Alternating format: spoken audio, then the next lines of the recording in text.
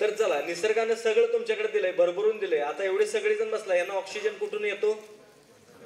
एवढ्या सगळ्यांना दवाखान्यात जर ऑक्सिजन लावायचं असतं तर पैसा किती खर्च झाला असता? हे फुकट मिळतंय. कोण देतंय तुम्हाला? निसर्ग जीवन देतोय. पाणी कोण देतंय तुम्हाला? निसर्ग देतोय. बरोबर आहे का नाही? तुम्हाला जीवन देतोय, पाणी देतोय, अन्न सगळं मिळतंय या निसर्गातून, खाणं पिणं सगळं मिळतंय. पण ते आपल्याला त्याची किंमत आहे का? निसर्गाची किंमत आहे का? आणि हाय तर मग दवाखान्याकडे का जाता? तुम्हाला माहिती आहे का, दवाखान्याकडे न जाता आपण 100 वर्षाचं निरोगी आयुष्य जगू शकतो.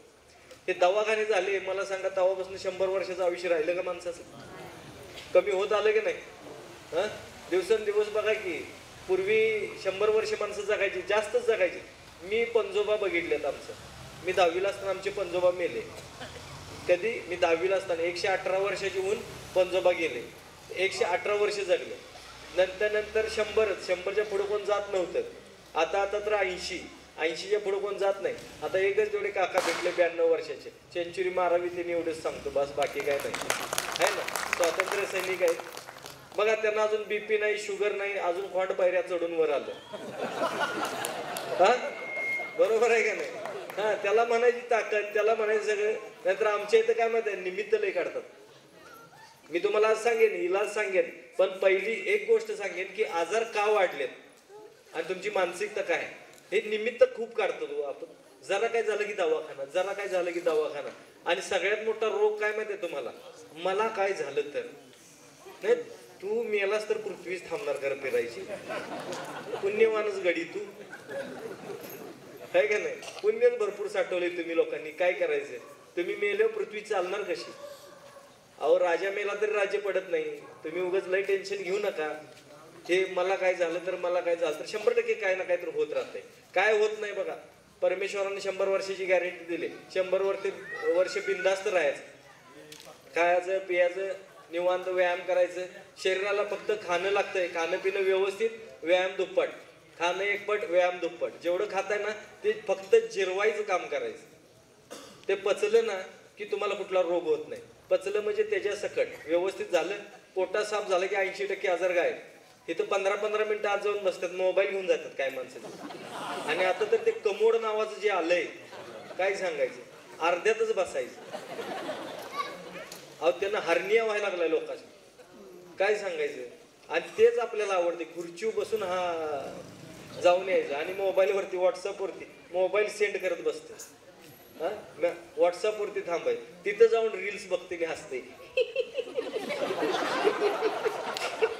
ज्या कामाला गेलास ते कर की का, ते राहिलं बाजूला. तिथं जाईल आणि लक्षात ना,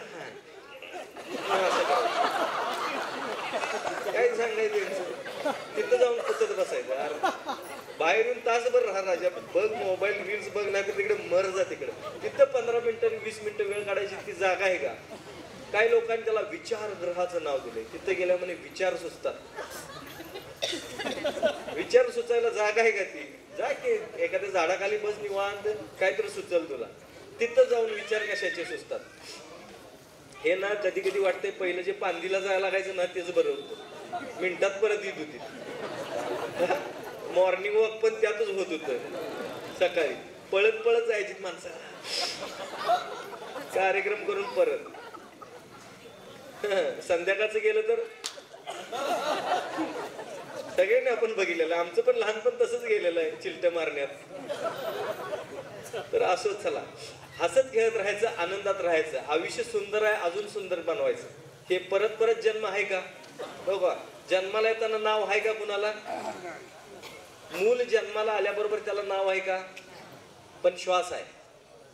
मरताना मेलं की नाव आहे, खरं श्वास आहे का? आयुष्य कसं आहे ते तुम्ही ओळखून घ्या. आपण आयुष्य आपलं कसं आहे ते स्वतः ओळखायचं. खूप काही गोष्टी आपल्याला परमेश्वरानं समोर आणलेल्या आहेत, दाखवतात, निसर्गातून दिसतात. मला सांगा, हे तुम्ही मुलाबाळांची काळजी करायला पाहिजे, पण कुठंपर्यंत? आम्ही काय करायचं, त्यांना घर बांधून ठेवायचं. काय करायचं? मुलांना घर बांधायचं. 2 मुलगे असले तर 2 दरवाजे, मोठ्या मुलाचा छोट्या मुलाचा. तुझा दरवाजा कुठं? तू शेडत म्हशी संग गप्पा मारत. काय ग, काय वरडायला लागली? बस काय तुला पाणी आणून देणार? 2 मुलांचे 2 दरवाजे. अहो एकच दरवाजा ठेवायचा. ज्याला यायचंय त्यानं गप आत यायचं त्यानं, ज्याला नाही त्यानं गेट आऊट. घराच्या आशेनं कुणाचं कोण सांभाळेल तुम्हाला? कशाला टेन्शन घेता? चिमणीनं विचार केलाय का? 4 अंडी असतात, घरी एकच ठेवते. 4 दरवाजे आहेत का तिच्या घरट्याला? हे निसर्गाकडून शिकलो पाहिजे आपण. बघा, ज्यावेळेस पंख जोपर्यंत फुटत नाही तोपर्यंत त्याला चुचीत आणून खायला घालते. ज्या दिवशी उडून जातात तिथनं पुढे त्याला घर बांधायला बघते का? आहे का? टेन्शन घेते का? आम्ही आयुष्यात एक घर बांधतोय आणि मरणाचं टेन्शन घेतोय. 2 बेडरूम करायच्या आणि झोपायचं हॉलमध्ये. मग बेडरूम कशाला बांधल्यास?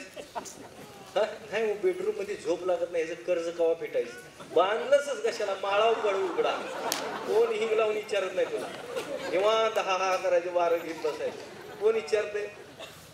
बरोबर आहे का नाही? हे टेन्शन घ्यायचं आणि काय सांगायचं? शुगर झाली, टेन्शन न. कशाचं टेन्शन तुला? गाडी घ्यायचं, हप्त्याचं टेन्शन. हप्ता, बँकेतून फोन आला, हप्ता नाही भरल्यावर की लगेच बायकोकडे फोन देतो. काहीतरी सांग, काहीतरी सांग. बायको म्हणजे मी काय सांगू आता?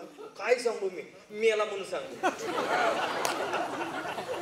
आता मेला म्हणून बायको कशी सांगणार? बायको म्हणते संडासला गेल्या. अर्ध्या तासानं परत फोन केला, अजून बाहेर यायचंय. असली कारण असतात. हो का? गाडी हलक्यातली घ्यायची नाही. 1/4 भरल्याशिवाय कुठली कंपनी गाडी देत नाही. मान्य आहे? घेताना भारीतलीच घ्यायची गाडी. अशी गाडी घ्यायची की बस गावात बघतच बसली पाहिजे. एवढी महागातली गाडी घेतलीच कशी आहे ना? सगळ्यांना टेन्शन आलं पाहिजे. तुम्ही टेन्शन फ्री राहाल. हेनं काय 2 नंबर केला, काय केलं का काय केलं, कुणाला काही कळलं नाही पाहिजे. लक्षात घ्या, गावाने टेन्शन घेतलं पाहिजे. मस्त पैकी 1/4 भरलेले असते. 3 महिने काही बँक तुमच्याकडे येत नाही. हे आवाज दादा कमी करा. असं नका. 3 महिने बँक काय तुमच्याकडे येत नाही. आवाज येतोय ना सगळ्यांना? 3 महिने बँक काय तुमच्याकडे येत नाही अजिबात. 3 महिन्यात अशी तुबडायची, अशी तुबडायची, अशी तुबडायची, सगळी हाऊस फिरून घ्यायची. बायकोला बसवायचं, शेजारी गॉगल विगल घालायचं, करत खांद्यावर हात टाकून आपलं फिरायचं. पोरांना घ्यायचं, ह्या पाहुण्याकडे जा, त्या पाहुण्याकडे जा. हाय नाही तेवढं सगळं सपून रिकाम व्हायचं. 3 महिन्यात आयुष्य जगूनच घ्यायचं. बायकोला म्हणायचं तू बी चालू. ती म्हणते येत नाही कुठे तर ठोकल, बिंदास धडीक म्हणायचं. कुणाला ठार तेवढं मारलो. 3 महिने निवांत फिरायचं.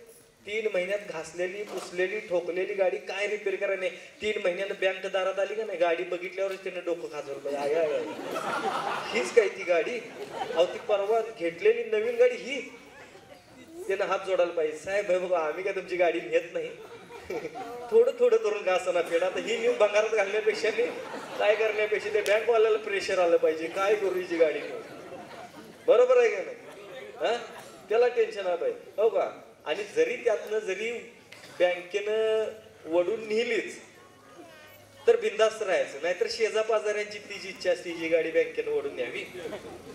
शेजा पाजाऱ्यांची इच्छा पूर्ण झाली, आपली हाऊस पिटली, कर्जाचं काय ते बँक बघल. आपल्याला काही टेन्शन आहे? कायच टेन्शन घ्यायचं? कशाचं काय? टेन्शन घेऊन घेऊन घेऊन शुगर झाली. काय काय लोक अशी चाबरट आहेत ना, अशांना वाटते ना माळामाळानं पळवावी. ते घरातच मशीन आणून ठेवायचं, तपासणीचं, टोचायचं, बघायचं. 250 शुगर, मरतोय वाटतं आता. संध्याकाळी टोचायचं, बघायचं, अरे बाबा 210 वाढले, आता माझा कार्यक्रम फिक्सच आहे. करायचं, प्रेशर वाढवून घ्यायचं, छातीवर हात ठेवायचा, बीपीचा त्रास सुरू करून घ्यायचा. म्हणजे शुगर पण आणि शुगर बरोबर बीपी पण, एकावर एक फ्री, घे फुकट. बीपी बरोबर शुगर, शुगर बरोबर बीपी, का आणि मर. काय सांगा की हसणं माणसाचा स्वभाव धर्म आहे. हसायला पाहिजे. बरोबर आहे. मला सांगा, रस्त्यानं 2 म्हशी निघाल्यात नाही हसत्यात. ऐकलंय कधी?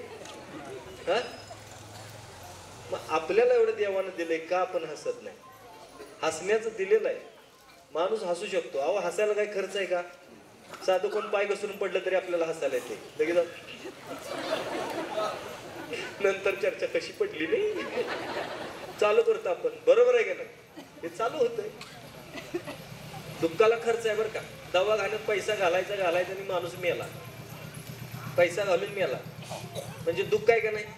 खर्च करून, पैसा खर्च करून पण दुःख आहे. त्यापेक्षा राहायचं कसं, जगायचं कसं? हसत खेळत आनंदात आयुष्य सुंदर बनवा. अजून सुंदर बनवायचं. प्रत्येकाला आपलं दुःख जास्त वाटत असते. प्रत्येक जणाला काय वाटते? तुम्ही काय माप सांगताय हसा, खरं माझं मलाच माहिती आहे काय आहे ते. होय, तू काय परग्रहावर ना आलायस, तुझं तुलाच माहिती आहे, आम्हाला काय माहिती आहे का? एक तरी माणूस दाखवा यात दुःखी नाही, ज्याला अडचण नाही, ज्याला टेन्शन नाही. हाय का कोण असा? या सत्कार करूया त्यांचा. या मला दिलेली शाल मी तुम्हाला देऊन टाकतो. हाय का? सगळ्यांना आहे. पण प्रत्येकाला काय वाटतं, हे माता भगिनींना लई किडे असतात. काय सांगायचं, देव माझ्याच बाबतीत असं का करतो, माझ्याच नशिबाला असं का? नवरा ठार ऐकत नाही, पोरं ऐकत नाही, काय करायचं काय कळत नाही. नवरा ऐकतोय, हे बघा ते कुट्याला बांधलेलं जनावर आहे, ते कुठे जाईत नाही, तुम्ही लई टेन्शन घ्यायची गरज नाही. यांचं इमोशनल लई चालू असते. परवा एकानं मला व्हॉट्सअपवर कविता पाठवली. एक ताई आहेत, तिने, आता त्यांचं नाव नाही सांगत मी, काय म्हणल्या, कपाळ माझं कुंकू तुझं, गळा माझा डोरलं तुझं, हात माझा बांगड्या तुझ्या, पाय माझं पैंजण तुझं, बोट माझी जुडवी तुझी, सगळंच तुझं, माझं कुठं काय? नवरा गावाच आहे, तुझाच आहे ना. हे सगळं कोणामुळं गाठलंय? नवऱ्यामुळं. नवरा तुझ्याच नावावर आहे, बरोबर आहे ना. म्हणून म्हणलं, तुम्ही जेवढा कासारा सोडत तेवढंच लांब जातंय, त्याच्या पुढे जाऊ शकत नाही. काय हिंमत आहे, माझ्या सकट समोरच आली, काय बोलू आता. तुम्ही बहुतेक माझ्या आजची भाकरी बंद करताय. संध्याकाळी आज माझा पिट्टाच आहे का, उपाशीच आहे आज मी. मला उगाच काहीतरी बोलायला लागू नका, ग बसा. मी पुढे बसलेली माणसं हसतील तसं मला सुचायला लागलंय. माझा कार्यक्रमच आहे, गाडीत का नाही, पदारानच नरडा आवड नाही. काय असं गंमत म्हणून बोलते, गंमत गंमत घ्या आहे ना. आम्ही म्हणतो की ह्यांना सांगा, किस्सा माझा पगार तुझा, महिनाभर राबतोय आणून पगार देतोय ना हातात तुमच्या. आम्ही असं कधी बोललोय का? जरा असं हसत खेळत राहा. हो का, अडचणी प्रत्येकाला आहेत. आणि खरं सांगू का, जो अडचणी मात करतोय ना, तोच खरा माणूस म्हणायला पाहिजे. अडचणीवरती मात करायची, टेन्शन नाही घ्यायचं. परमेश्वर तुम्हाला अडचणी का देतोय? तुम्ही म्हणताय ना, परमेश्वर माझ्याच बाबतीत असं का करतोय? अहो, हे लक्षात ठेवा की परमेश्वराचं तुमच्याकडे लक्ष आहे. तुम्ही ह्या अडचणीतून मार्ग कसा काढता हे बघून तुम्हाला त्याच्यावरचं बेनिफिट मिळतंय. महिनाभर राबल्याशिवाय पगार मिळत नाही. मिळतो का? अगोदर शेतात राबायला लागतं, मग वर्षाच्या अखेरीला आपल्याला ते पीक येतंय आणि ते कारखान्याला ऊस गाठल्यानंतर मग त्याचे पैसे मिळतात. पैसे सहजासहजी मिळतात का? त्याला आहे ना, कष्ट आहे ना. तसं तुम्हाला चांगलं जर काय परमेश्वराकडून पाहिजे असेल तर तो अगोदर तुमची परीक्षा घेणार ना, घेणार का नाही? मग त्याचं टेन्शन कशाला घ्यायला पाहिजे आपण? आम्ही टेन्शन घेतोय, देव मलाच का असं करतोय. अहो, हे विचार करा, देवाचं तुमच्याकडे लक्ष आहे आणि त्यातनं आपण मार्ग काढला तर देव आपल्याला चांगलं काहीतरी देणार. आणि मिळतंय आजपर्यंत ह्या पृथ्वीवरती, प्राणी असू दे, पक्षी असू दे, तुम्ही आम्ही सगळे असू दे, प्रत्येकाला काय नाही काहीतरी विशेष असं देवानं दिलेलं आहे. प्रत्येकाला काय नाही काहीतरी वैशिष्ट्यपूर्ण दिलेलं आहे. फक्त आपण ते बघत नाही, आपण रडत बसतो. हे माझ्याच बाबतीत काय होतंय, हे रडत बसतो. तुम्हाला माहिती आहे रामायण बघितलं का नाही? रामायण बघितलं का नाही, माहिती आहे का नाही? रामायणात पण सगळे रडले, एकच तेवढा रडला नव्हता. रामायणात मला सांगा, सीतेला पळवून नेली त्यावेळेस राम रडला, बरोबर आहे. अशोक वाटिकेत बसून बसून सीता रडली. स्वतःचा मुलगा इंद्रजित मेला त्यावेळेस रावण सुद्धा रडला. सीताला आणल्यानंतर रावणाची बायको सुद्धा रडली. इंद्रजित सुद्धा रडला, इंद्रजिताची बायको रडली. लक्ष्मण रडला, लक्ष्मण, कारण रेष मारल्यानंतर सुद्धा, एवढी रेष मारून सुद्धा वहिनीला कोणतरी घेऊन गेलं हे म्हटल्यानंतर लक्ष्मण सुद्धा रडला. भरत, तुम्ही बघितलं, भरत आणि शत्रुघ्न ज्यावेळेस राम परत न्यायला रामाला आले होते, त्याच्या पादुका घेऊन गेल्या, माहिती आहे ना, भरत शत्रुघ्न, त्यावेळेस ती दोघं रडली. दशरथ राजा रडला पुत्र विरहात, पुत्र निघून गेल्यानंतर. सगळ्या तिन्ही त्याच्या राण्या रडल्या. सुग्रीव रडला ज्यावेळेस त्याची पण बायको वालीनं नेली. आणि वाली सुद्धा रडला. वाली काय साधा नव्हता, माहितीये का? 6 महिने रावणाला काकेत घेऊन कडीवर असं दाबून घेऊन फिरत होता. 6 महिने सोडलं नव्हतं त्याला. पण प्रभू रामचंद्रांनी सत्याची बाजू घेतली, सुग्रीवाची बाजू घेतली. वाली सुद्धा रडला ज्यावेळेस रामानं, प्रभू रामचंद्रांनी आडानी बाण मारला. लपून बाण मारल्यानंतर वाली सुद्धा म्हणला की मी काय पाप केलं की मला आडानं बाण मारलास. फक्त हनुमान रडल्याला दाखवा बरं. आणि सगळ्यात जास्त चॅलेंजिंग काम हनुमंतानंच केलेले आहेत. केलेत का नाही? मारुतीने केलेत का नाही? समुद्र कोणी पार केला? मारुतीने केला का नाही? तुम्हाला काय वाटतंय समुद्र पार करताना त्याला काय अडचण आली नसेल? 1400 किलोमीटरचं अंतर. शिंकीनी आली, सुरसा राक्षसीने आली, लंकिनी आली, आलेत का नाही? साहेब बाया आडवे आला काय करायचं? सगळे आले, पण सगळ्यांच्या वरती मात करून तो लंकेत गेला की नाही? हा, शेपूट पेटवली. तुमच्या आमच्यासारखा काय म्हणला असता? आई मेलो ग, त्याच्या आईला जाऊ दे तिकडे म्हणला असता. अहो शेपूट पेटवली तर त्यांनी लंका पेटवली सोन्याची. त्याला म्हणायची हिम्मत. बरोबर आहे का नाही? आणि आज पाया पडून सांगतो, हिम्मत ठेवा. कारण हिम्मत आहे तर किंमत आहे, हिम्मत नाही तर किंमत नाही माणसाला. ते लक्षात ठेवायचे सगळे. हिम्मत पाहिजे. काय आजार आजार आजार कुठले आहेत? ते आजार कुठनं आले? हे रावणाची सैना सगळी, सगळे राक्षस. मग आपण मारायला पाहिजे का नको त्यांना? मग त्याला घाबरायचं कशाला? कुठला आजार, बीपी, कुठली शुगर, काय सांगा मला जरा. इतर प्राण्यांना पक्ष्यांना कुठं आहेत सांगा? किती प्राण्यांचं क्रिएटिन लेवल चेक करतात? किती प्राण्यांच्या किडन्या फेल गेल्यात? किती प्राण्यांना पक्ष्यांना कॅन्सर आहे सांगा? शुगर, बीपी हे काय काय आहे? कंबरदुखीचा त्रास, गुडघेदुखीचा त्रास हाय कुठल्या प्राण्यांना जास्त? ते नैसर्गिक आयुष्य जगतात. तुम्ही आम्ही कृत्रिम आयुष्य जगतोय. आम्हाला आराम पाहिजे, शरीराची हालचाल करायला नको. गाचलायचं, माफ करा जरा भाषा कोल्हापूरची, ती रागच येतो काय करा. खायचं आणि आज जरा जास्त जेवलो का, तुला का आमंत्रण दिलं होतं, कमी खा. हे महिला मंडळ तरी का नाही तुम्हाला पायाच पडावं, साष्टांग दंडवत आहे. एवढंच कुठे शिल्लक ठेवायचं म्हणून भात खाल्ला म्हणजे, एवढंच कुठे शिल्लक ठेवायचं. त्यातच आमटी वाटायची, कालवायचं. जात नसलं तरी जरासं इकडं लूज करायचं. काय हा, कार्यक्रमाला ज्यावेळी जातात ना, हे काय तुम्ही पण कार्यक्रमाला जाताना जेवायला बसायच्या अगोदर जरा लूज करून बसतात. हे महिला मंडळ करतो. तुम्ही तर काय पॅन्टचा बटन काढायचा आणि जेवायला बसायचं असं करून, आणि कार्यक्रमात ढीगभर वाढायचं. हाय गे करायचं नाही. ह्याला आयुष्य म्हणत नाही. कृत्रिम आयुष्य नको, नैसर्गिक आयुष्य जगलं पाहिजे. शरीराची हालचाल ठेवा. शरीर वापरात ठेवाल ना तेवढं चांगलं राहतंय. तुम्ही जेवढा आराम कराल ना तेवढं जास्त होते. सोप्यावरती बसायचं, खुर्चीवरती बसायचं, गादीवरती झोपायचं, त्यानं तुम्हाला कमरेचे त्रास सुरू होतात, गुडघेदुखीचे त्रास सुरू होतात. फरशीवरून चालताना तरी, घरात फरशी असते, पूर्वी सारवलेली जमीन असायची, गुडघेदुखी नसायची. आता फरशी गाठल्यानंतर त्याच्यावरून पाय घसरल म्हणून आपण कसं बगळ्यासारखं चालतो. हा, चालायची पद्धतीची काय सांगायचं. खरंच आहे. पडलो बिडलो तर मग इकडं फ्रॅक्चर, खुबाच बदला, गुडघाच बदला, तो काढा, प्लॅस्टिकचा घाला, लोखंडाचा घाला, नाहीतर मग शेवटी नाहीतर मग माल कंस करून उभा राहावं. काय सांगायचं. पूर्वी कुठं होतं ते 92 वर्षाचं फॉन्ड कुठं आहे? त्याला सलाम आहे माझा बरोबर. कसं आहे बघितलं का? पायऱ्या चढून वर आलो. हा, बीपी नाही, शुगर नाही, बिना चष्म्याचा आहे मी. चष्मा पण दिसला नाही मला. नाही, असू द्यात असू द्यात. इकडं बघा, माझ्याकडे बघा. ते रोज आहेत, मी आज आहे. फक्त पाया पडतो सगळ्यांच्या. माझ्याकडून काय आज ऐका अगर नाही ऐका, पण एक गोष्ट ऐका, हिम्मत घ्या.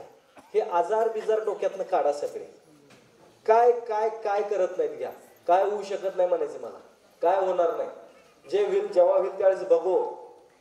हे तपासण्या करताना तुम्ही बरीच लोक तपासणीत घाईला येतात बघा.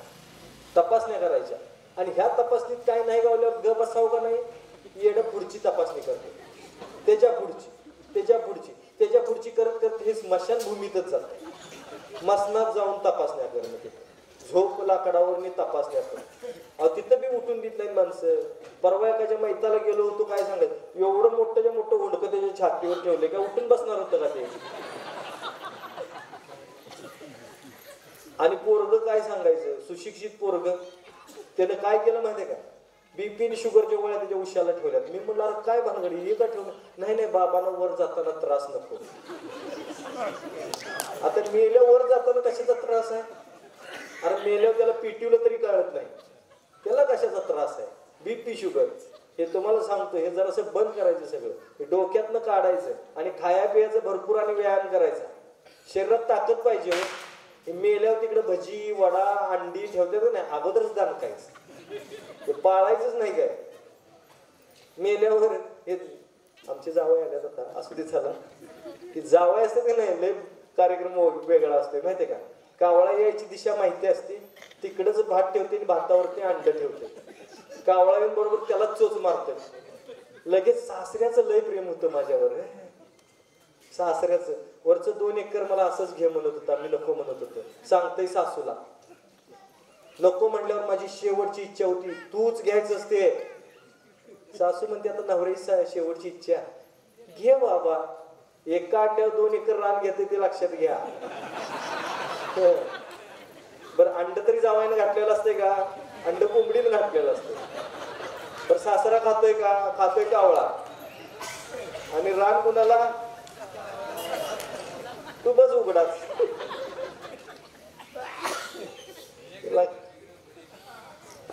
सत्यता आहे साहेब, 1 नंबर नाही, आम्ही बघितल्या त्या गोष्टी. तर विनंती करतो, किती कमवायचं, कसं जगायचं, कसं राहायचं हे समजून घ्या फक्त. वास हे आजार बिजार डोक्यातनं काढा. काय जरी झालं, काय जरी वाटलं, घरगुती उपाय करायचं. तोडकर संजीवनी सदैव तुमच्या सोबत असेल काय. ह्या निसर्गात आता मगाशी ते दादा पण बोलले, त्या ताई पण बोलल्या काय, की निसर्गात आपल्याला मी जो अभ्यास केलाय, जे मला माहिती आहे, तुकाराम महाराजांनी सांगितलेलं आहे हो. संत तुकारामांनी काय सांगितलं, जे जे आपण असे ठावे ते इतरांना सांगावे. बरोबर आहे की नाही. चांगलं सांगायला काय, मी हे सांगायला येतो माझ्या स्वखर्चाने येतो. मी कुणाकडूनही 1 रुपया घेत नाही. सगळ्या महाराष्ट्राच्या बाहेर सगळीकडे फिरलोय, पण एकही नया पैसा कोणाकडून घेतला नाही. व्याख्यानाला जायचं, पैसे सर्वस्व नाही तो.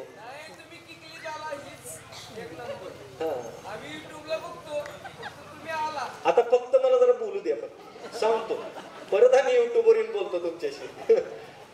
प्लीज दादा प्लीज. तर हे लक्षात ठेवा, पैसे सर्वस्व नाहीत. पैसे सर्वस्व नाहीत. मुलांना कुठंपर्यंत, मुलांना शिक्षण आणि संस्कार ह्याच्या पलीकडे काही द्यायचं नाही. त्याला गाडी घेऊन देऊ नका, त्याला मोबाईल घेऊन देऊ नका, चालतंय. फक्त त्याला संस्कार चांगले द्या. त्यानं स्वतःच्या जीवावरती गाडी घेतली पाहिजे, त्याने स्वतःच्या जीवावरती कमवून मोबाईल घेतला पाहिजे, तर त्याला किंमत आहे. आम्ही फाटक्या चड्डीवरती शाळेला गेलो म्हणून आम्ही शिकलो, हे लक्षात घ्या. मास्तरांनी चोराचा मार दिला, चोर सुद्धा त्याच्या आईला एखादा कबूल झाला असता. बरोबर आहे का नाही. एवढं घरात आमच्या लहानपणी आमची आई काही कमी पडवायची नाही आम्हाला. कुठं जर खेळताना पडलो, गुडघ्याला लागलं, लंगडत जर घरला आलो, मेलोच आम्ही, मेलोच आहे का नाही. आताची पोरं फाटक्या चड्डीवर जातील का शाळेला सांगा. हा, आणि आजी आमची गोधडी शिवता शिवता त्यातच कापड काढायचं, लाल चिटकवायचं, त्याच दोऱ्याने शिवायचं. आम्ही तो लाल दिवा मिरवत मिरवत शाळेला जायचो. ट्याव ट्याव ट्याव. आता जरा सर्दी झाली की हिंची पित्र स्वर्गातच. काय सांगायचं, सर्दी झाली नाही झाली की लगेच आपण गोळी घेतोय, औषध घेतोय. ते काय होते, सर्दी आळून राहते. त्या गोळीचं काम ती करते, सर्दी आळून राहते इथं. आणि सर्दी तर साचली ना की मग तुम्हाला मायग्रेनचा त्रास झाला, डोकेदुखीचा त्रास झाला, नंतर झोपताना श्वास घ्यायला त्रास होतोय, नंतर दम लागायला लागतो. आपल्याला वाटते फुफ्फुसाचा त्रास झाला, आपल्याला दमा लागायला लागला, दम लागायला लागला, दम्यासारखा रोग सुरू झाला का, टीबी झाली, काय काही नसते हो. सर्दी झालं की औषध घ्यायचंच नाही, ऑटोमॅटिक जाते निघून. झाली ना शिंकरून काढून टाकायचं. बघा जे आहे ते सगळं मोकळं करून. आमच्या लहानपणी तर काय, आम्हाला आम्ही खेडेगावातला, मला माहिती आहे. हे समृद्धी हायवे आत्ता झालाय, आमचा समृद्धी हायवे अगोदरच व्हायत असायचा. नाक सदानिकादा पॅक, बोगदा पॅकच, सदानिकादा हिरवे गार अगदी. आणि शाळेला गेलं की आम्ही असं करायचं, असं असं काढायचं. ते ओटावरून येताना एवढं भारी वाटायचं ना, असं हळूच यायचं. आणि त्यात मास्तर म्हणले ना, अरे शेमड्या म्हणलं की, शेमड्या म्हणलं की फारकन वाढायचं. ते काय नाकात मावत नव्हतं, डायरेक्ट. आता त्यातनं जात होतं का नव्हतं ते बी माहित नाही आम्हाला. ही अशी परिस्थिती होती.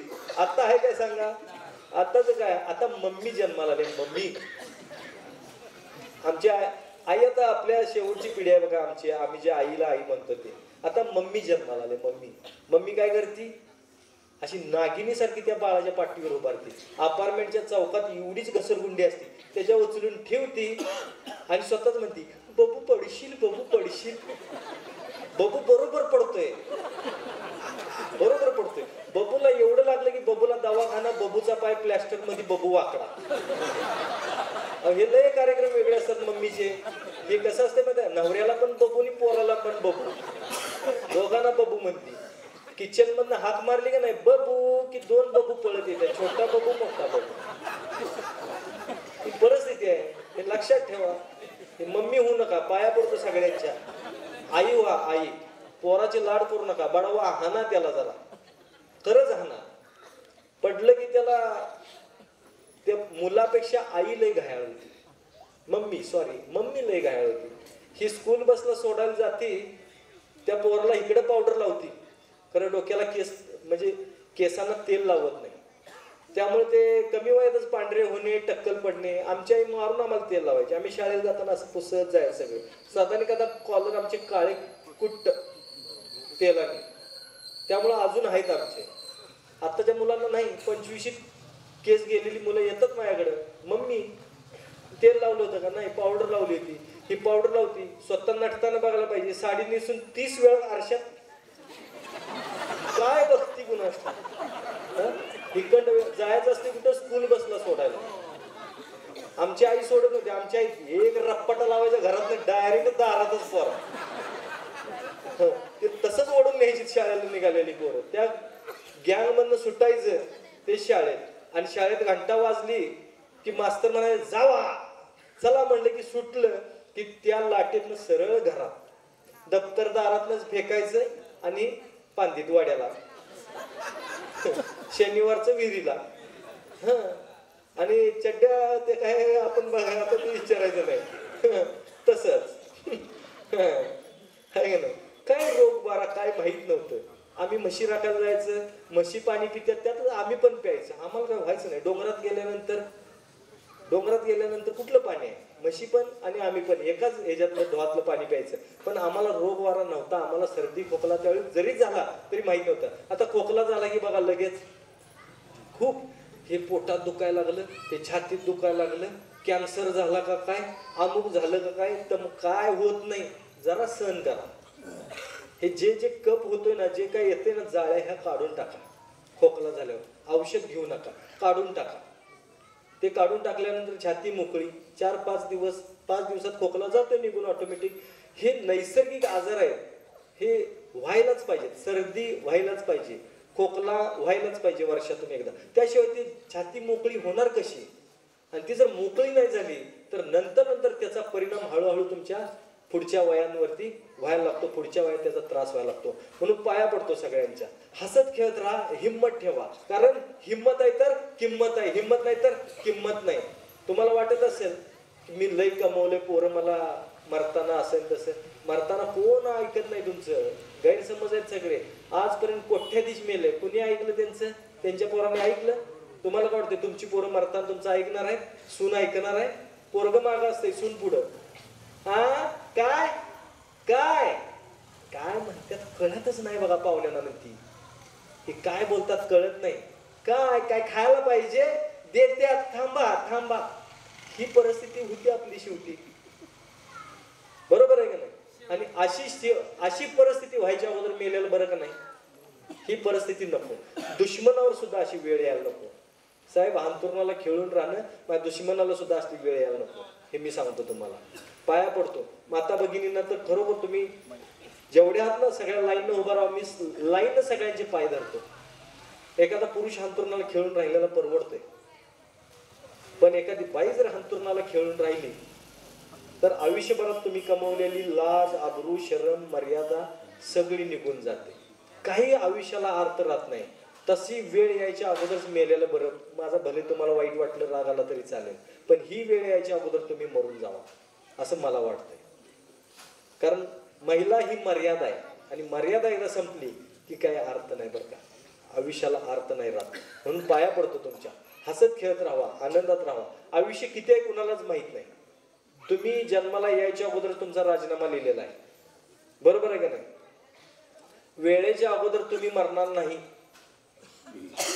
अडचण प्रत्येकाला आहे. मारुतीला अडचण आली पण त्याच्यावर त्यानं मात केली. अहो, निसर्ग सांगतोय 5000 वर्षापूर्वीपासून आपल्याला निसर्ग आणि आयुर्वेद सांगत आलाय. लक्ष्मणाला ज्यावेळेस मूर्छा आली त्यावेळेस कोणी वाचवलं? कुठली वनस्पती? वनस्पतीनेच वाचवलं ना. त्या काळी काही युद्ध झाली नाही का? त्या काळी काही लोकांना लागलं नसेल का? नेला का नाही डोंगर? त्याला हिंमत पाहिजे. श्रीलंका कुठं? आज विचार करा तुम्ही, एका रात्रीत श्रीलंका कुठं आणि हिमालय कुठं? तुम्हाला माहिती आहे ना? रामायण माहिती आहे का नाही? तुम्हाला माहिती आहे का नाही? हा, रामायण मध्ये श्रीलंका कुठं आणि हिमालय कुठं? भारताचं हे टोक ते टोक, बरोबर आहे ना? एका रात्रीत सुखेन वैद्य होता रावणाचा. त्या वैद्यानं काय सांगितलं की दिवस उगवायच्या आत जर वनस्पती आली, संजीवनी बुटी आली, तरच लक्ष्मण आपण जिवंत करू शकतोय, नाहीतर शक्य नाही, शक्य नाही. म्हणून काय केलं? कोण जाणार? मारुती म्हणला आणायचंय ना, मी जातो, चाल. आहे का नाही हिंमत? तुमच्या आमच्यासारखं काय म्हणलं असतं, आता रात्रीची वेळ आहे, कोणाची गाडी बघू? बरोबर आहे की नाही? कुणाची गाडी बघू, काय करू? ते म्हणलं का चल, म्हणला मी आणतो. सटकन उडी मारली, गेला. रात्रीचं डोंगरात हुडकू कुठं संजीवनी? डोंगरच उपटून आणला. हा, काय पाहिजे ते घे, त्यात तू बी खा आणि मर म्हणला असेल त्यात. त्याला वैद्याला म्हणलं असेल ह्यात तू 4 वनस्पती खा, तू बी मर, तिकडे जा. आणलं ना. अहो, ह्याला म्हणायची हिंमत. हे आपण रामायण मधनं महाभारतातून शिकलोय, पण हाय का आपल्याला लक्षात? आहे का? हाय का हिंमत? हाय हिंमत? नाही आहे का? ठेवायची आजपासून. चला, इथून मागं झालं ते झालं, आजपासून हिंमत ठेवायची. आम्ही आहोत तुमच्या सोबत. तोडकर संजीवनी सदैव तुमच्या सोबत राहील. आणि आम्ही सोबत आहे म्हणजे घरगुती उपाय जास्त करायचे. फोन नंबर आहे तिथे बघा, एक स्टँड आहे तिकडे, काय त्याच्यावरती फोन नंबर दिलेत, ते फोन करायचं, घरगुती उपाय विचारायचे. मी इलाज सांगत बसलो तर रात्रभर सांगू शकतोय. निसर्गाने एवढं भरभरून दिलंय. पण तुम्हाला पण माहिती आहे, बऱ्याच गोष्टी माहिती असतात. माझ्यापेक्षाही वेगळे इलाज माहिती असणार इथं माणसं असू शकतात. एवढं सगळं आहे. मीच सगळ्या गोष्टी शिकलोय आणि मलाच माहिती आहेत असं नाही. शेरात सव्वाशेर आहेत, हे लक्षात घ्या तुम्ही. तुमच्याकडे पण अशा काही गोष्टी असू शकतात. आजही कावीळवरचं औषध, देशी औषध घ्या म्हणून डॉक्टर सांगतात का नाही? का बरं? 3 दिवसात कावीळ घालवायची ताकद फक्त आपल्या आयुर्वेदात आहे. ह्याच्यापेक्षा फास्ट काय पाहिजे तुम्हाला? 3 दिवस औषध खायचं, कावीळ गायब. आहे का नाही? सांगा. विंचू चावल्यानंतर सफरचंद खायचं, विंचवाचं विष उतरून जायला लागतं. हे आपल्याला माहिती आहे. एखादी माशी चावली, विषारी माशी चावली, डंक लागला, मग ती गांधील माशी असू दे, मोहाची माशी असू दे, काय असू, लिंबूवरती मीठ टाकायचं आणि जिथं चावले तिथं चोळायचं. एका मिनिटात सगळं ओके. सूज येत नाही, कुठलं विष बाधा होत नाही, कुठल्याही गोष्टी होत नाहीत. ह्याच्यापेक्षा फास्ट तुम्हाला काय द्यायला पाहिजे? डोकं दुखायला लागलं की चिमटभर मीठ जिभेवरती ठेवायचं, 30 सेकंद शांत बसायचं, अर्धा मिनिट फक्त. आणि अर्ध्या मिनिटांनी काय करायचं? अर्धा ग्लास पाणी घ्यायचं, पाणी प्यायचं, पाण्याचा ग्लास खाली ठेवायच्या अगोदर डोकं दुखायचं थांबतंय. ह्याच्यापेक्षा फास्ट तुम्हाला काय पाहिजे? सायनस आहे, सर्दी साचून राहिले, गूळ आणि सुंठ समप्रमाणात उगाळायचं, त्याची पातळ थोडीशी पेस्ट पण थोडीशी पातळ करायची, नाकात सोडायची नाही, ओढायचं जोरात.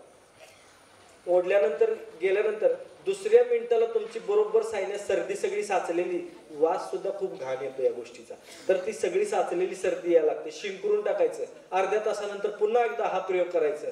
कमीत कमी 5 वर्षात परत जर सायनस वगैरे किंवा डोकेदुखी झाली ना, त्याचा खर्च मी करायचा. चॅलेंज देऊन सांगतो एवढ्या सगळ्यांच्या समोर, करून बघा फक्त. एवढा आत्मविश्वास आहे. मी म्हणलं ना, आज आत्मविश्वास लोकांचा कमी पडायला लागलाय. आत्मा, परमेश्वराने बघा खूप काही गोष्टी तुम्हाला दिलेल्या आहेत. तुम्हाला खूप काही गोष्टी दिलेल्या आहेत. तुम्हाला परमेश्वर कळायसाठी आई वडील दिलेले आहेत. परमेश्वर कसा असतोय तो स्वतः सगळ्यांच्या बरोबर येऊ शकत नाही, पण आई वडील हे परमेश्वर कळायसाठी तुम्हाला दिलेले आहेत. आणि जगात एकमेव गोष्ट अशी फुकट आहे, जगात एकमेव गोष्ट फुकट मिळते, ते म्हणजे आई वडिलांचं प्रेम. प्रत्येक वडिलाची इच्छा काय असते? माझा मुलगा माझ्यापेक्षा मोठा व्हावा. आहे का नाही? बरोबर आहे का नाही? आणि प्रत्येक आईची इच्छा काय? माझं बाळ खूप मोठं व्हावं. आहे का नाही तुमची इच्छा? बरोबर आहे ना? मित्र कुठला म्हणेल का असं? मित्र काय, तुमचं जरा प्रगती झाली की तुमचा मित्र काय म्हणा, काय तुमचं पाय खेचायला चालूच, दुश्मनी चालूच, लगेच चालू. किती जवळचा मित्र, किती जवळची मैत्रीण असू दे. भाऊ भाऊ सुद्धा आपण आज म्हणतोय ना, तुम्हाला खरं सांगू का, कर्तव्य कळायसाठी बहीण दिली. परमेश्वरानं. कर्तव्य कळायसाठी बहीण दिली, पाठिंबा कळायसाठी तुम्हाला भाऊ दिलाय आणि जबाबदारी कळायसाठी तुम्हाला मुलं दिल्या. मुलांची जबाबदारी घ्या. जबाबदारी कळायसाठी परमेश्वरानं तुम्हाला दिलेलं आहे. आणि हे सगळं आपल्याला नातीगोती जे आहेत हे जपायला बघायचे. पूर्वी एकत्र बसून सगळे जेवायचे म्हणून रोग व्हायचे नाहीत. लोकांना जेवण जायचं. भले एखादी भाजी कमी खरट काय गोड तिखट आंबट सगळं जे असायचं ना, पण ते सोबत सोबत बोलत बोलत खाल्ल्यामुळं कळायचं नाही. आता एकटंच येड्यागत जेवते. हा, एकटंच जेवते. नवरा ते येतोय त्याचा ते जेवतोय, बायको तिची ती खाते. आता नवऱ्याची वाट बघायची बंद झाली. हे काय कुठं धाब्यावर जेवून आलं तर काय फायदा नाही, काय उपयोग याचा. कुठं येईल काय माहित नाही. खाऊन येते का आणि लागलेच लावून येते. लेवल गुन्हा टाव बाई अगोदर जीवन रिकामी. तू ये नाही तर राहा. वाढून ठेवायचं आलं तर हा ठेवलंय बघा, खा. गरज असली पाणी पी, नसलं तर झोप. हे जरासं बंद करूया आपण. एकत्रित कुटुंब पद्धती होती ना, ही खरंच योग्य होती. हे लक्षात घ्या तुम्ही. अशा खूप साऱ्या गोष्टी आहेत ज्या आजारातून बाहेर पडण्यासाठी आज आधाराची गरज आहे. आणि आधार नाही म्हणून आजार वाढला, हे लक्षात ठेवा. प्रत्येकाला वाटतंय मला माझं कुणीतरी ऐकावं, वाटतंय का नाही? हा, पण तुम्हाला सांगू कुणी कुणाचं नाही, कुणी कुणाचं नाही. तुम्ही काय करता माहितीये का? फक्त दुःख प्रत्येकाला सांगत बसताय. पाया पडतो सगळ्यांच्या, तुमचं दुःख कुणाला सांगू नका आणि तुमच्याकडे जे चांगलं आहे ते कुणाला दाखवू नका. तुम्ही म्हणणार असं कसं, दुःख सांगितलंय तर मन मोकळं कसं व्हायचंय? अहो त्याला सुद्धा कसं असतंय, नवऱ्याला बायको आणि बायकोला नवरा, ही दोनच पाहिजेत बघा एकमेकाचं दुःख सांडायला आणि सावरायला. बाकी कोण नसतंय. मित्राला तुम्ही सांगा की माझ्या मुलाचा असा प्रॉब्लेम आहे, तसा प्रॉब्लेम आहे, काय असंच झालं तसंच झालं. मित्र म्हणायला काय वाईट झालं रे का, वाईट झालं असू दे घे काय तर बघू, हे मित्र म्हणणार. तुम्ही तिथलं पुढे गेलात, पाप पापी पापाची फळं भोग की. आता पोरालाच असं झालंय, काय करणार? हे आहे. तुम्ही जर म्हणालात माझं नाही का शुगर वाढले आणि माझं डिप्रेशन मध्ये गेलोय, असं झालंय तसं झालंय, मित्राला सांगा. मित्र म्हणा असू दे ग बस मारता, जाऊ दे तिकडे, आता तुला काही जगा वेगळं झालंय, जरा समजून सांगा. तुम्ही पुढे गेला तर 2 नंबर केलेलंच बाहेर आलंय आता. बरोबर आहे का नाही? तुमच्या दुःखाशी दुसऱ्याला काही देणं घेणं नाही, हे लक्षात ठेवायचं. त्यामुळे दुःख कुणाला सांगू नका. लोक त्याचा फायदा घेतात, लोक त्याचा फायदा घेतात. तुम्ही तर काय बघायलाच नको, न बोलल्यालाच बरं, काय काय नाही.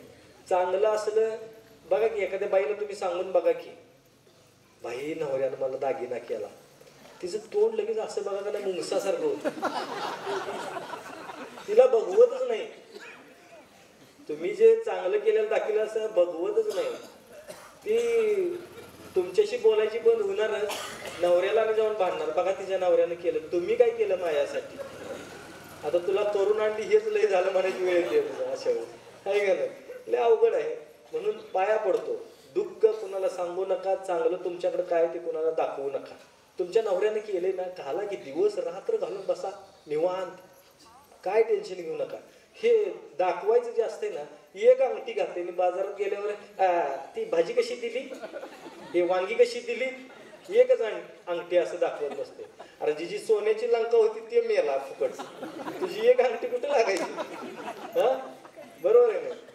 ती बाजारात बसलेली बाई पण ती असते, भाजी घेऊन बसलेली बाई ती पण म्हणते आज लईच उकडते नाही, मग तिने असलं तोळ्याचं दाखवते, दांडगं दांडगं. हा, ती कसली बोरमाळ का मोहनमाळ ती दाखवती, आहे हे करत नाही. तुझी अंगठी तिथं गपच. म्हणून विचार करा, छान राहा, आनंदात राहा, हसत खेळत राहा. आयुष्य सुंदर बनवा. परत परत आयुष्य नाही, हे लक्षात ठेवायचं.